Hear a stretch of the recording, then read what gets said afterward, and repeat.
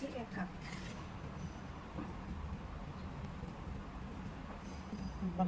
Cocoa powder দিয়েছি 3/1 cup. এখন এইটা মিক্স করে নেব। হোয়াইট পাউডার এখানে আমি 1 টিস্পুন বেকিং পাউডার নিয়েছি, 1 টিস্পুন বেকিং সোডা দিয়েছি। এখন 1 টেবিল স্পুন বেকিং পাউডার দিচ্ছি। এখানে 1 কাপ চিনি নিয়েছি। এখানে 1/2 টিস্পুন সল্ট দিয়েছি, লবণ। এখানে আমি 2টা ডিম নিয়েছি। এখন ডিমগুলো এগুলোর সঙ্গে মিশিয়ে নেব। এখানে সয়াবিন রান্নার তেল দিয়েছি 4/1। এখানে 1/2 কাপ ফুল ক্রিম দুধ দিলাম। এখানে 1/2 টিস্পুন ভ্যানিলা এসেন্স আর 1/2 টিস্পুন চকলেট এসেন্স দিয়ে দিলাম। এই যে সবগুলো উপকরণ একসঙ্গে এই যে মিশিয়ে নিয়েছি। চিনিটা এখনো গলেনি, আর একটু ভালোভাবে গলবে।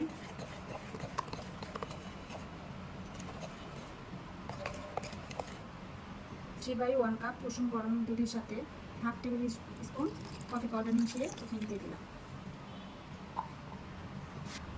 লাস্ট উপকরণ এখানে 1/2 টিস্পুন ভিনেগার দিয়ে দিলাম। এটা মিশিয়ে নেব।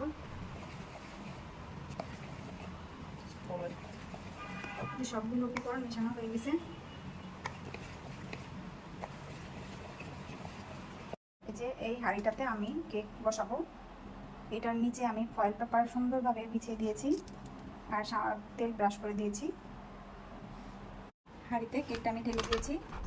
তারপরে এখানে আমি একটু ঝাঁকিয়ে নিয়েছি। এই যে হাঁড়িটা দেখতে পাচ্ছেন, এই হাঁড়িটা আমার আব্বার কেনা, প্রায় 45 বছর হবে। আমার মায়ের নতুন সংসারের হাঁড়ি এটা, আরও বেশি হবে হয়তো। এই হাঁড়িটাতে আমি আজকে কেক বানাচ্ছি। হাঁড়িটা এখন ফয়েল পেপার দিয়ে সিল করে দিচ্ছি।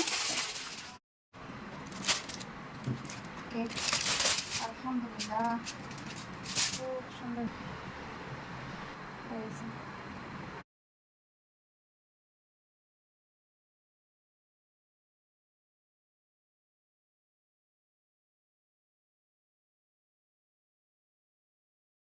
ঢেলে ফেলেছি, দেখেন কি সুন্দর হয়েছে। ব্যাক সাইড এটা একদম মাশাআল্লাহ মাশাআল্লাহ মাশাআল্লাহ। আমরা কেক বানাতে পারি। আমাদের কেকটা কমপ্লিট হয়ে গেছে। কেকটা ডেকোরেশন করা হয়েছে, যদিও সুন্দর মানে এইগুলো করার সময় পাইনি তাড়াহুড়োর মধ্যে। আর কী কী দিয়ে ডেকোরেশন করেছে এটা পরে আরেকদিন দেখাবো। এটা সময় স্বল্পতার কারণে পুরো ভিডিওটা নেম দিতে পারিনি, সরি। কেমন হয়েছে কমেন্ট করে জানাবেন। আর এই যে আমাদের বার্থডে গার্ল এখন কেকটা কাটবে।